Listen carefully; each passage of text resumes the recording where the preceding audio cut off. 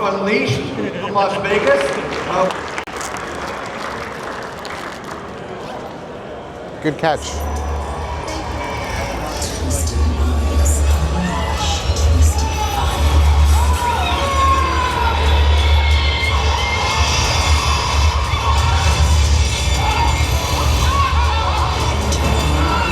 Universal Horror Unleashed.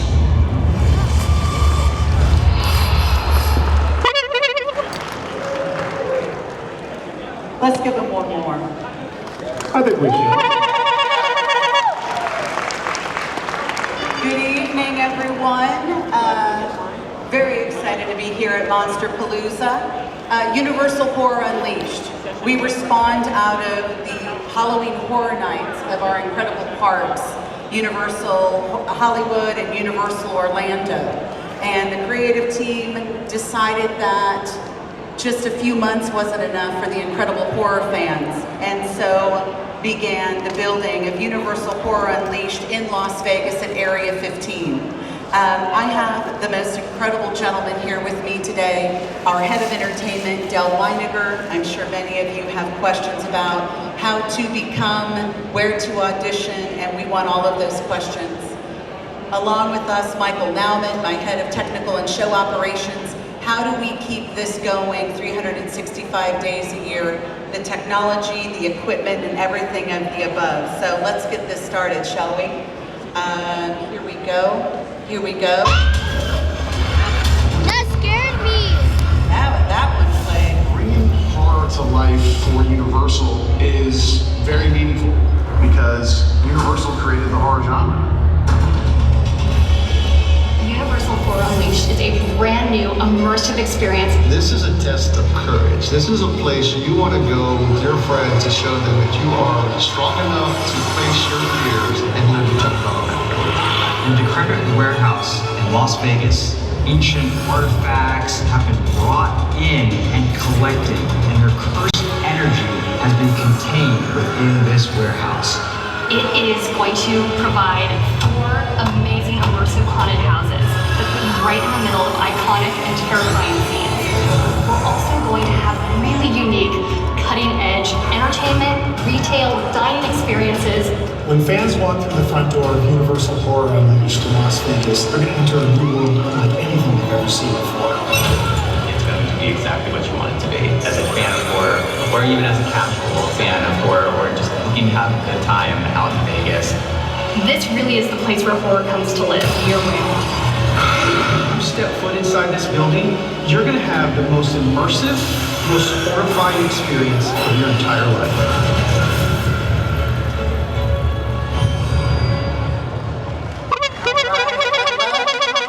John Murney, big fan. Love seeing and hearing the applause for John. And TJ, and Steven, and Michael Aiello, all of them. So my name is Kim Scott. I'm the general manager for Universal Horror Unleashed. I've spent over 25 years in the live themed entertainment genre. With Cirque du Soleil, Enchant Christmas. Yes, I traded Christmas for horror, and I've never looked back. It's been so was just ecstatic to be able to lead, as we call leading the horror, unleashing the legacy of Universal. As our B-roll mentioned, we are the creators of the horror film genre. We've seen a lot of our monsters out on the floor this week, and love that everybody loves them and respects them as much as we do. I want to turn it over to Del. Del, tell us a little bit about yourself. Hi everyone, this is fantastic. I love coming out to these events. My name is Del Weiniger. I'm the Assistant Director of Entertainment for Universal Horror Unleashed. I've been with Universal Destinations and Experiences on and off for the last 26 years. I actually started as a scare actor back in Orlando. Back in 2000. My break room was right next to Jack the Clown. All right. So I got to really sit and watch the creatives and the directors work with Jack. It was incredible, and you know, I think if you stepped into a scare actor role or a cosplay role, you just want to keep going. And so that took me out to Hollywood for a little bit when I worked out there for Halloween Horror Nights as an actor, and then I moved across the pond. No, I'm kidding. I moved overseas to open up Universal Studios Singapore. I worked on all the Universal Halloween Horror Nights out there in Southeast Asia. Started as an assistant show director and worked my way up to creative director. I love horror. I can't get enough of it. Sometimes I'm a little too desensitized to it, but it's something that I have a passion for, and I have a passion for bringing that entertainment to you guys. I love feedback. I love hearing about your experiences. I love people coming up to me and talking about their friends that are currently working with us over in Las Vegas. We are a very close community, and what Universal Horror Unleashed is trying to do is really integrate ourselves within the community, which is why we're here. So I'm going to pass it off to Michael Nauman. First of all, how cool is this event? This is amazing to see everybody come together like this. My name is Mike Nauman. I'm the Director of Technical and Show Operations for Universal Horror Unleashed in Las Vegas. I spent quite a bit of time working with Ken previously at Cirque du Soleil and Enchanted Christmas. So I've been in the entertainment industry for a little over 30 years. I spent about 20 years on tour with Arena Productions, traveling all over the world. So this is a little bit new experience for me, which it's been just a roller coaster ride ever since I joined this activation, and it's been just so much fun to be a part of this genre, this world that I had never really experienced before. So it's a lot of fun. All right, thanks Mike and Del. Del, I want you to take the audience through through Horror Unleashed, and then maybe give them a little bit of tease about what we have coming up. Yeah, I think the big question is, how do you go beyond 3 months? How do you keep a horror experience alive, fresh for 365 days a year? And how we do that, and how we're gonna do that, is through our seasonal events, limited time experiences, to make sure we can bring fresh offerings for our fans, for our guests, for people that wanna come back. We wanna keep it fresh year round, right? We have 4 permanent houses.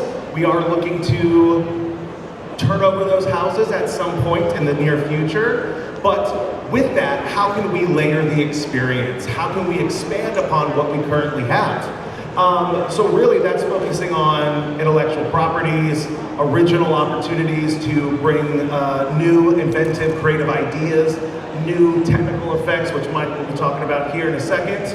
Merchandise, new entertainment offerings, interactive moments within the space. So not are you only getting the surface level experience when you come to Universal Horror Unleashed, but you can peel back the layers. And every time you come back, you peel back a layer and there's something new each time you visit. What we want to do is not create just a Halloween experience.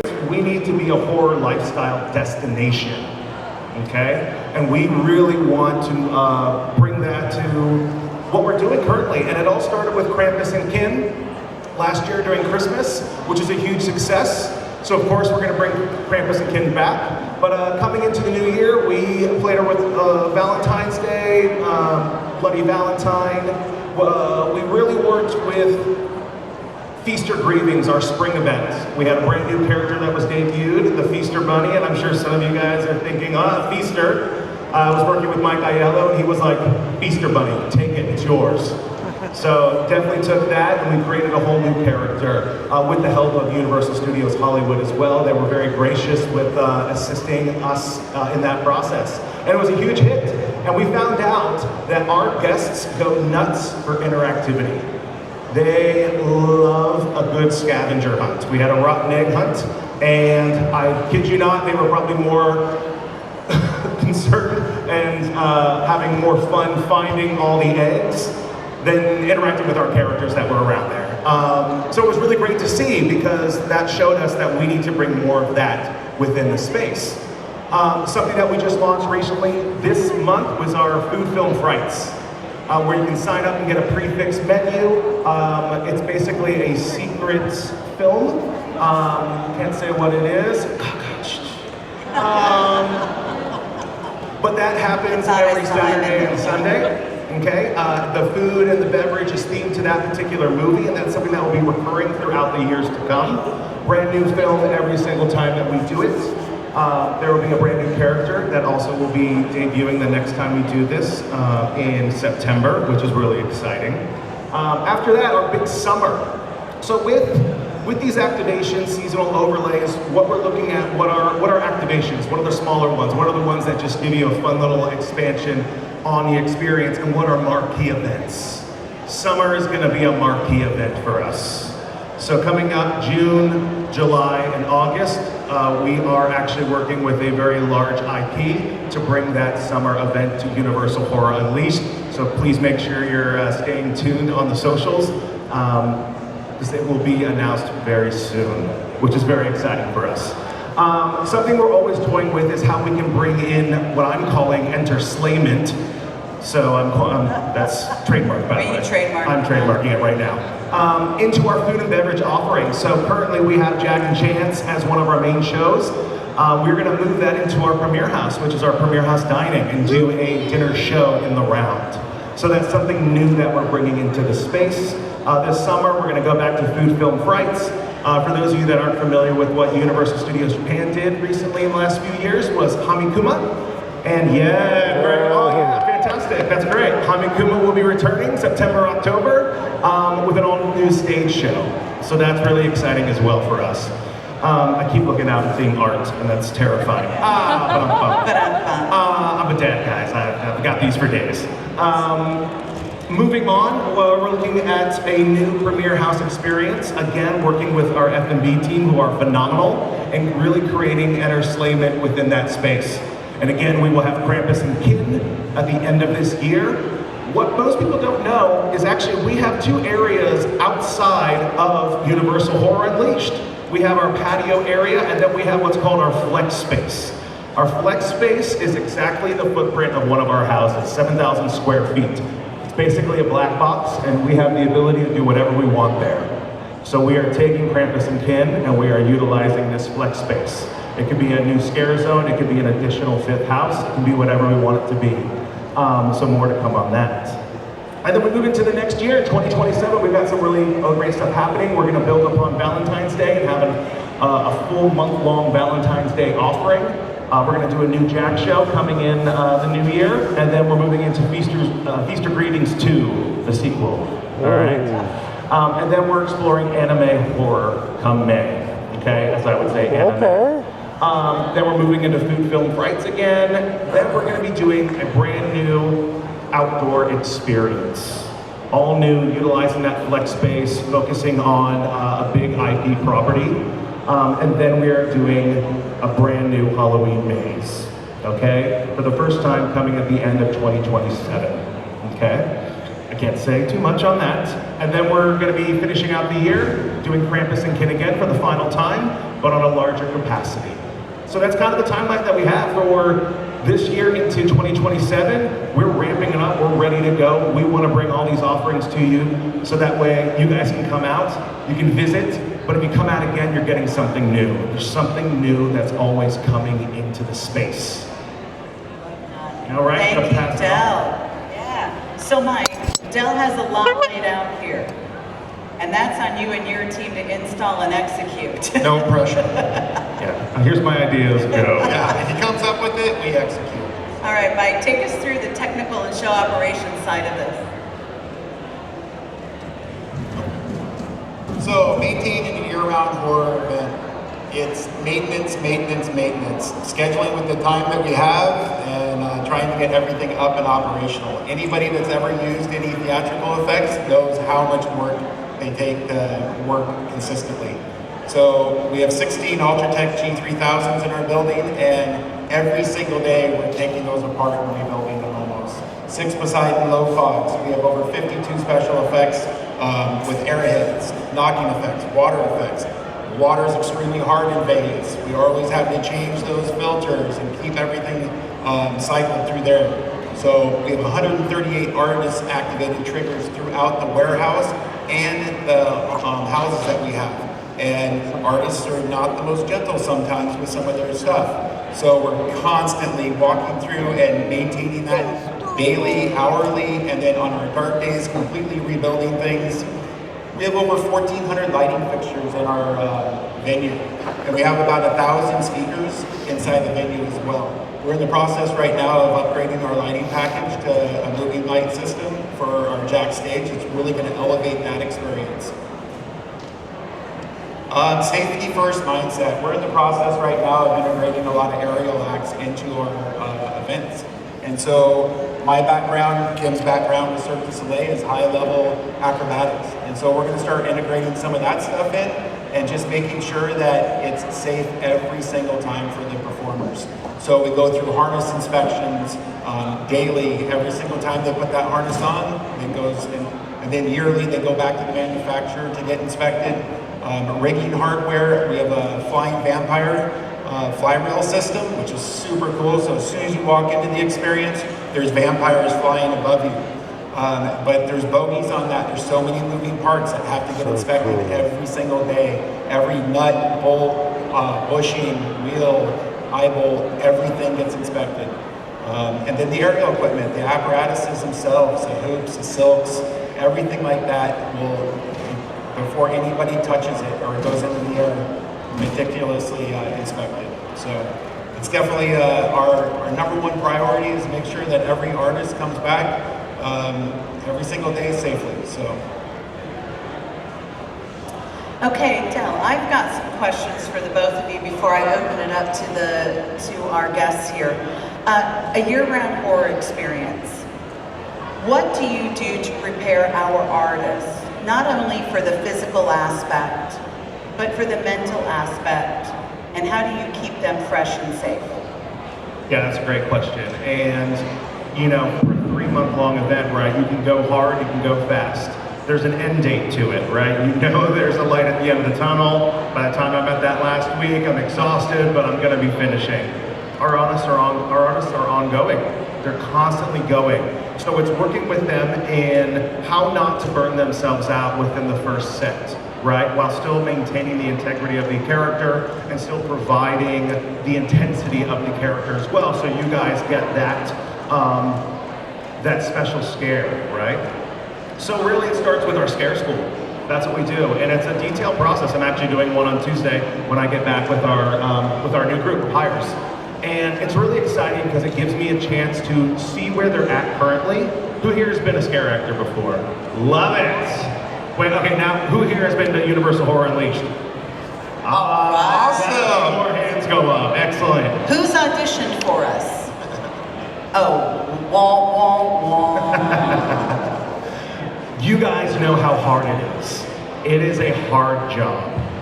If you're in a small space, if you're outdoor in the streets, right? Your costume is layered, okay? So Krampus and Kim, that's fur. So it's really making sure that when we create these characters and really create these experiences, it's taking note on comfortability with our performers, with our artists.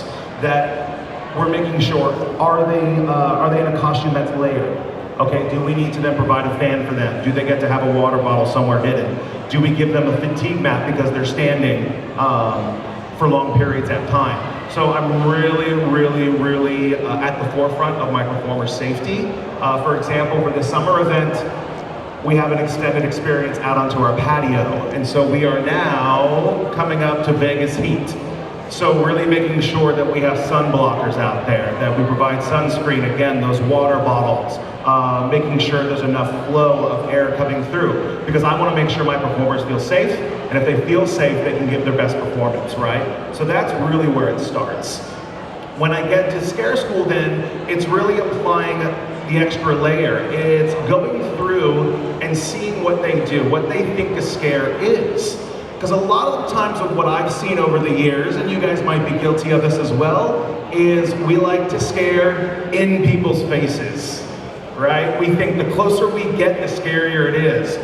False.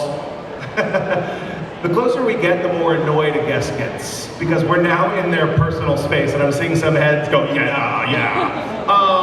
And the reason, there's twofold for that. One, it's annoying, not scary, but two, when you encroach and you're in a personal space, you are more likely to get hit. Yeah, more heads going, yep, I've been there. Always keeping an arm's length away, okay? And it doesn't mean arm's length away, I'm not gonna be as scary as I need to be. No, you can be just as effective, if not more effective. What that does as well is it keeps our guests safe. It gives them a space to be able to react, right? We know guests react in a multitude of ways, fight or flight. Are they going to flop down on the ground, which we deal with a lot? Are they going to run?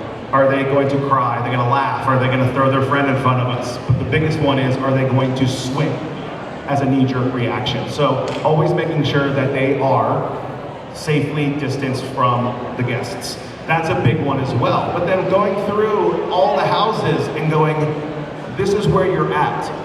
What I always like to do is I don't like to say, this is what the scare is, this is what you do every single time. The great thing about Horror Unleashed is it's a pulsed experience. You go in with your group and your group only, and you don't have to worry about bottlenecking, because it does happen, right?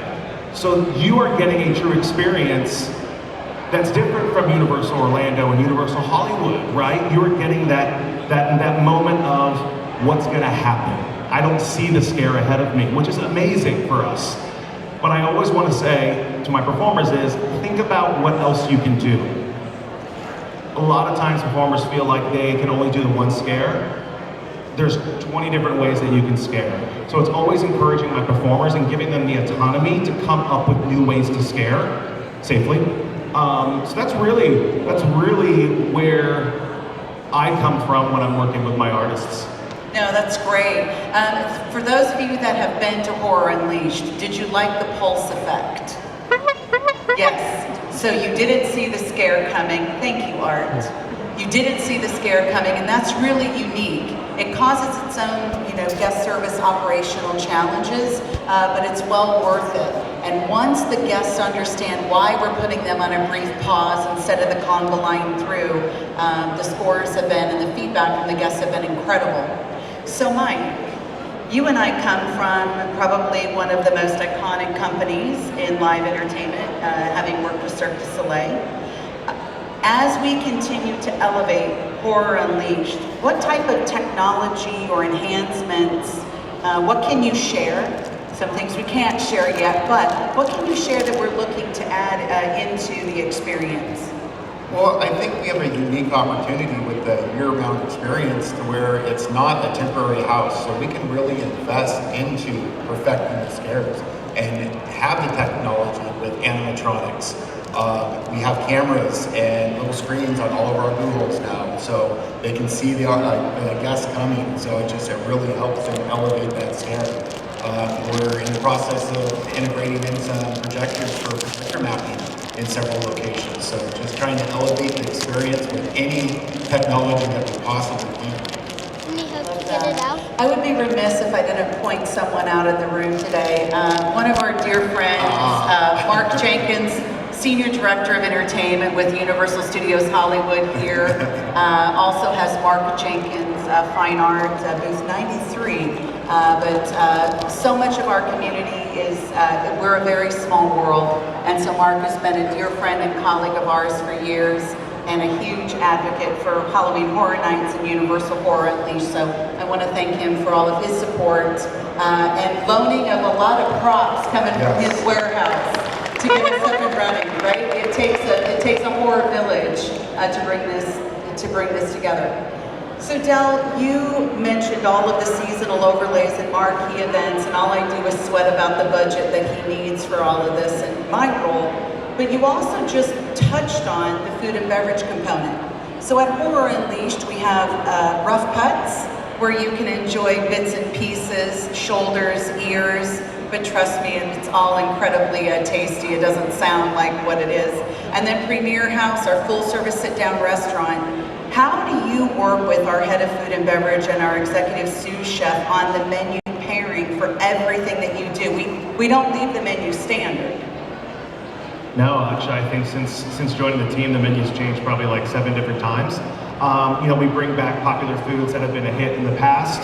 We create all new, well, I should say we, chef, creates all new themed dining, which I think is really the word that I want to stress. It's all themed to the experience. So when I'm working on an event, and passing off this concept to the other departments, I work heavily with food and beverage, because then they start to take the concept and they're starting to figure out what kind of items can be applied to to the experience, that's going to enhance it, right?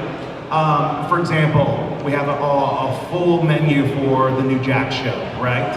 Which is going to be amazing. So everything you order is going to be themed specifically to that show.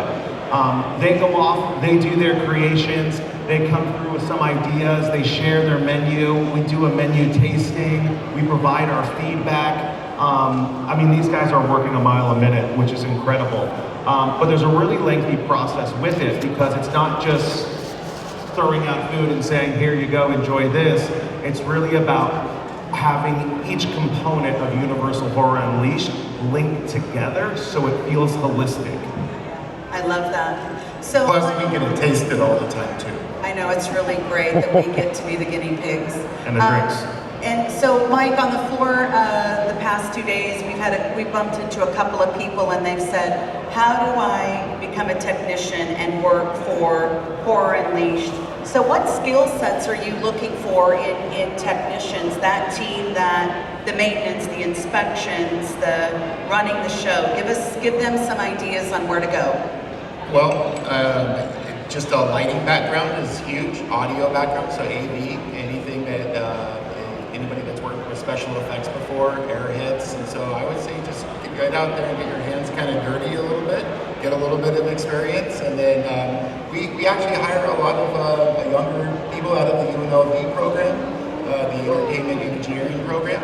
So we have a lot of not interns, but we have a lot of graduates out of there that have joined our team that are very technologically savvy. So it's they show up every day, they're super engaged, they want to make the experience better, and it's just great to see that passion every day when they show up. But yeah, we're constantly posting positions on our website, so if anybody is interested, please, by all means, keep checking, and we're always looking for great team members. Love that. So universalhorrorunleashed.com/careers. Del, same question to you. I see people raising their hands. They want to come and be a year-round scare actor under your vision of this very gory, creepy things that you come up with. How do they do it? How do they impress you? I love that question. Actually, the first thing I always ask is, what's your name? And tell me a little bit about yourself.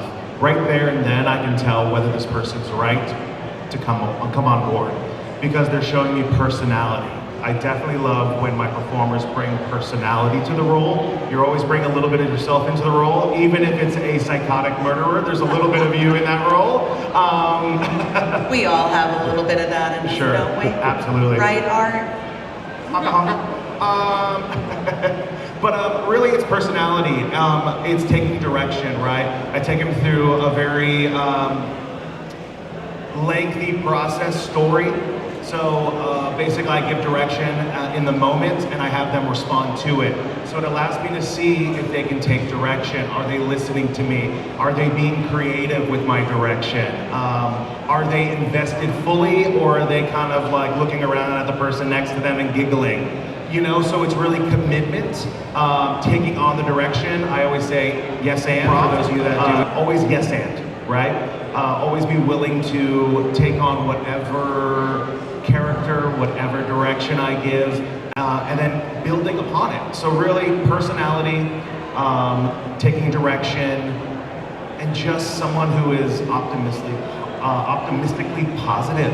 I just love positive people. I love a very positive and safe environment. That's what I bring to Universal Horror Unleashed.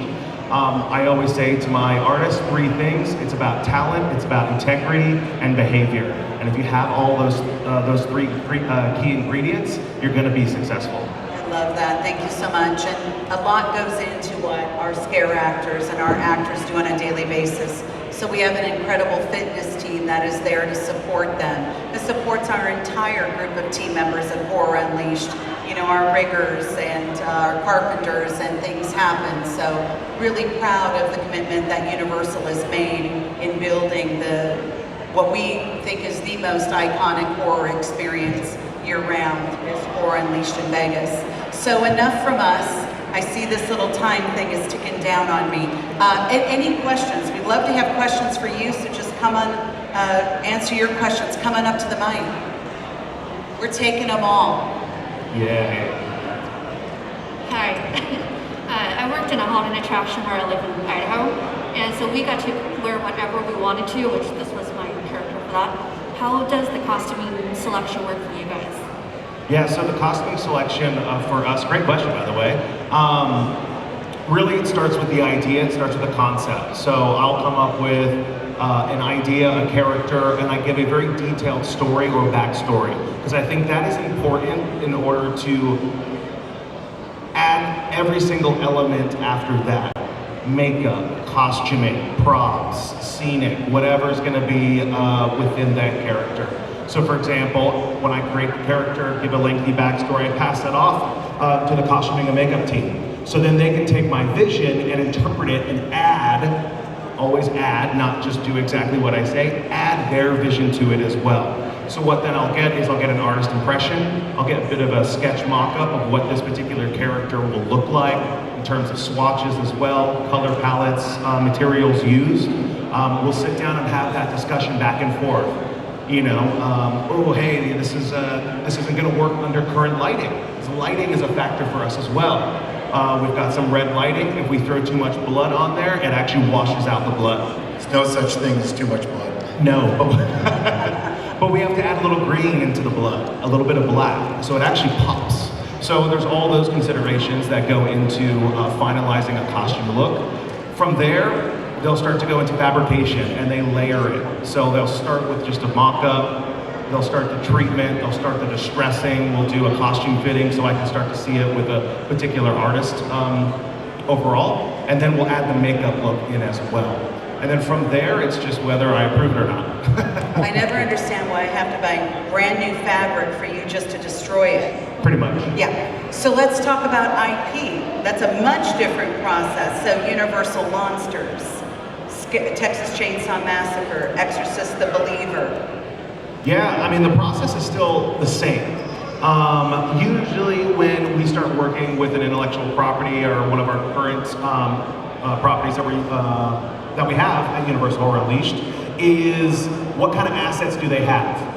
Do they have a particular look that they want? Are they flexible within this look? We want to make sure that we're honoring that particular IP and that story. So when you guys come to visit it, say the Texas Chainsaw Massacre, everything is recreated to the exact detail.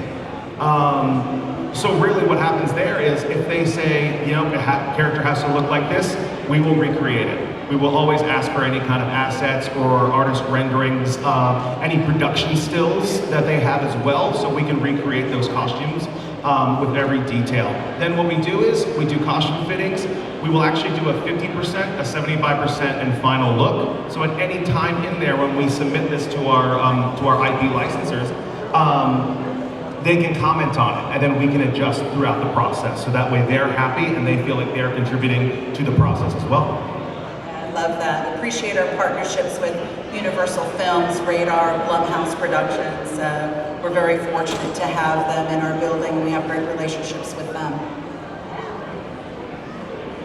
It's kind of like a follow-up, I guess, to what you were talking about, but I'm a really big fan of the original mazes at Halloween Horror Nights, so seeing Scarecrow, I haven't been there yet, but I'm going to, and just knowing that Scarecrow the Reapings at Vegas is really cool to me, and because it's such like a staple of an original house, like both in Orlando and Hollywood, was the process of like drafting it, either, you know, the concepts or the costuming, was it more similar to original mazes? Like, did you give like your own input, or was it more similar to like costuming and drafting for IP-based things? Because yeah, you know, with any original maze, you've got more freedom. You do, you have freedom, right? When you're working with any kind of intellectual property, you've got a framework that you have to follow, okay?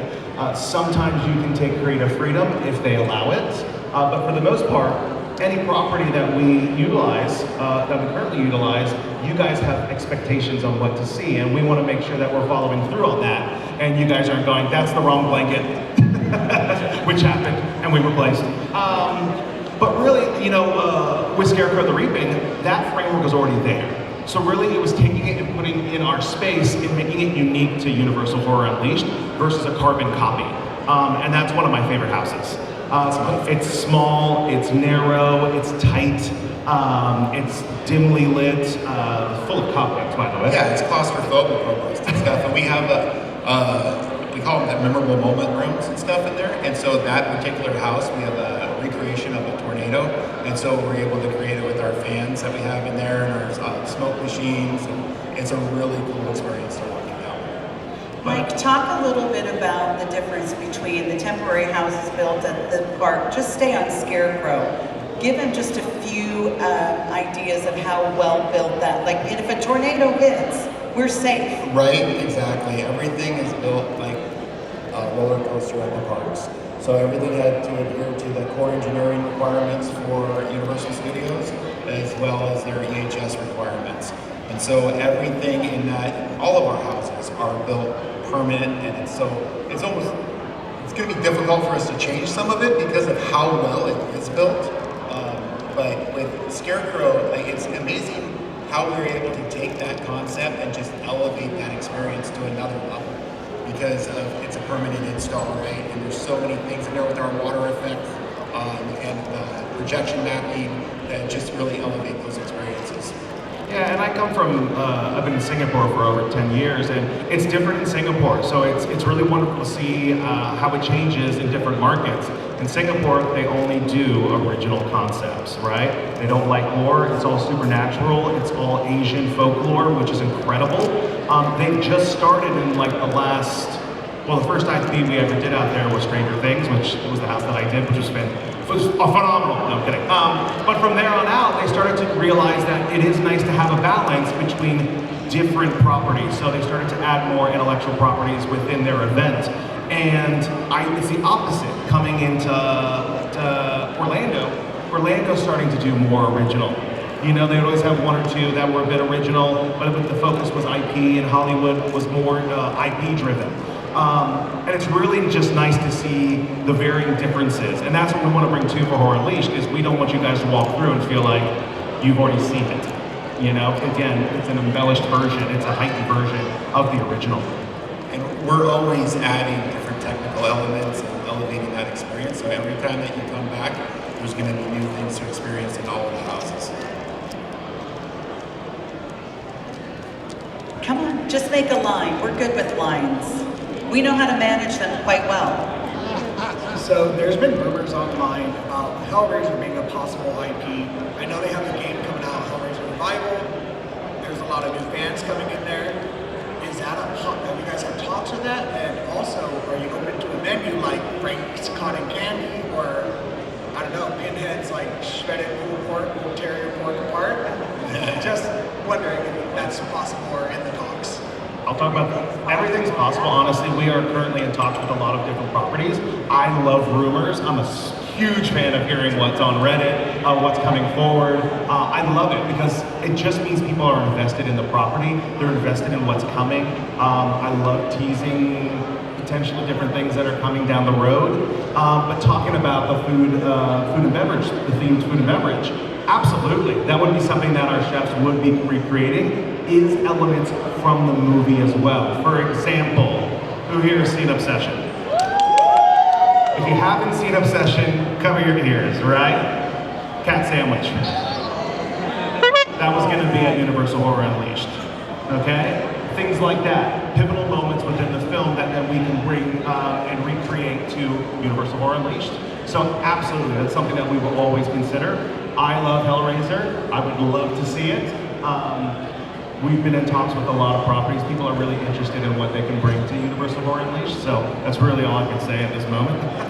He's under an NDA. But what's great is that we're year-round. So where the parks have this finite amount of time, the interest that is coming to us is just phenomenal because we're 365. So these IP get a longer run with us, and they get to enjoy seeing that recreated in our venue as much as we do.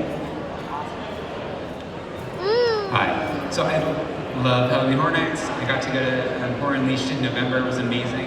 We've gotten better. We need you back. It was great. So my 16-year-old daughter, who's a horror fan, is a huge scaredy cat. So what do you recommend for teenagers who want to go but are too intimidated by the scare actors? I just told you you needed to come back because we just launched the ticket, The Frady Cat.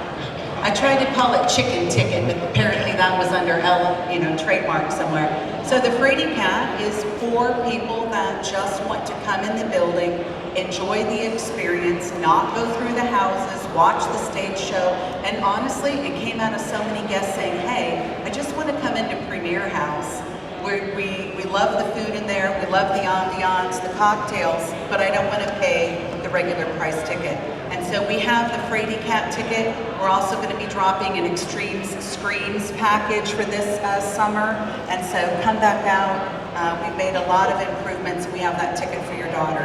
And you'd be surprised, actually, just to add on to that, how many parents bring their kids to Horror Unleashed.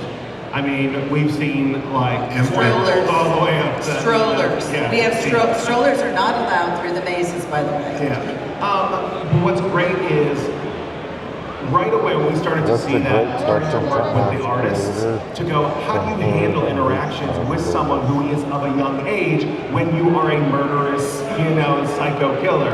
I immediately just think of that song. But and they do a phenomenal job. I've seen this incredible shift in going up to somebody young, presenting themselves, interacting with them, that still makes them, what makes their doesn't take away from their character, right? Doesn't take away from the integrity of the character.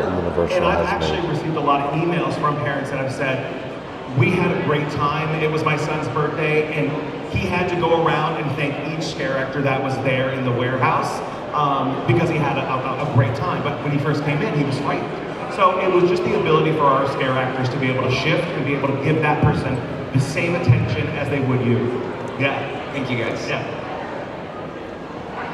All right, so for icons, I know Jack, the most overused icon. Very overused. Yes, overused. It needs to go back in the box until the 50th anniversary. But have you guys thought about for the film dining experience, bringing the director or the usher from Orlando? It's so funny you say that. I was literally just we were talking about icons yesterday. Yes, I was considering the director, usher, other characters like that. But then I just always go, it's not specific to UHU. I want to bring something original. And I'll give you a little taste. Okay, how about Lady Luck? The Vegas icon. We actually have the Wheel of Death, the original Wheel of Death. Now you just need to bring her. Exactly, right? And there is talks. I was looking more at a projectionist character. A character that loves 35 millimeter, hates digital. Oh, you mean the unused icon? Yes. We are also talking about debuting two brand new icons to UHU come in October. Because we really want to make sure that we are bringing a uniqueness to UHU. It's so funny you say that because I hear both sides of that. People that love Jack, which is usually people who go to Universal Orlando, versus West Coast. East versus West. Pretty much. We got Big E versus Tupac. I mean, me personally, I'm dying for the Cineport icons. Which was your favorite? Maybe one of them was mine. Let's see here. Well, there's the Puppet Master. That wasn't mine. I know. they have a lot. They do. And of course, the new, one more recent one, the Killustrator. I worked on that one. Yep. So one of my show directors, Cameron Dyer. So he created that character. It was a phenomenal character. Loved it. They all need to journey over. I mean, we got Hamikuma, so now we just need to pull from Cineport. Absolutely. Well, we do have our anime coming up, so there is potential. Yeah, I definitely want to play more with unused icons, original icons, because I think it's more fun. Yes. Thank you. Great question. Thank you. Hi, how you doing? So it's going to be a bit of an unusual question. My girlfriend and I are fans of Universal Horror Nights. We started out as General Admission, moved to the Express Pass, now we do nothing but RIP, never go back. We still have yet to go through Horror Unleashed. I know. But I'm also a big fan of VR and AR. I have the Quest 3 at home. And through Horizon Worlds, you guys allowed some licensing for Scarecrow Unleashed. They turned it into a small escape room. would you be able to integrate any of that kind of technology when someone comes to visit the houses as an alternate way of experiencing some more computer-generated or augmented reality jump scares through that, having headsets available, that kind of deal? Mike, go ahead. I'll talk about the creative and Mike can jump in on the technical aspect. I mean, the short answer to that is yes, right? And I think we have to be thinking about those technical elements that come into the horror experience. Not to take over, because I'm such a practical effects person, right? I think as we all are, yeah.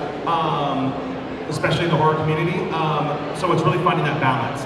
But for me, it's finding a way to experience the maze on a different level, through VR, through augmented reality, through scavenger hunt, right? Whether the characters are there or whether it's a lights off tour just with your phone, right? Things like that, absolutely, we're exploring, but it's also trying to be ahead of the curve, right? With technical moving so fast, we have to R&D things, so I never want to be behind, okay? I think VR, for me personally, is a bit in the past in terms of VR experiences. Not to say it can't happen, but we also have a massive VR experience at Area 15, Interstellar, and we wouldn't want to cannibalize on that. We want to be able to give the guests who come to Area 15 a different experience. So really that's what I look at, but 100% yes, I am definitely going down that route. Mike, do you have anything to add to that? Yes, so we've definitely talked about adding some of those technical elements. We want to do it the right way, and we've learned a lot from when we opened the experience to now, and we're constantly changing and improving and figuring out what's worked and what hasn't worked. It's definitely on the table for this upcoming year to explore what's possible.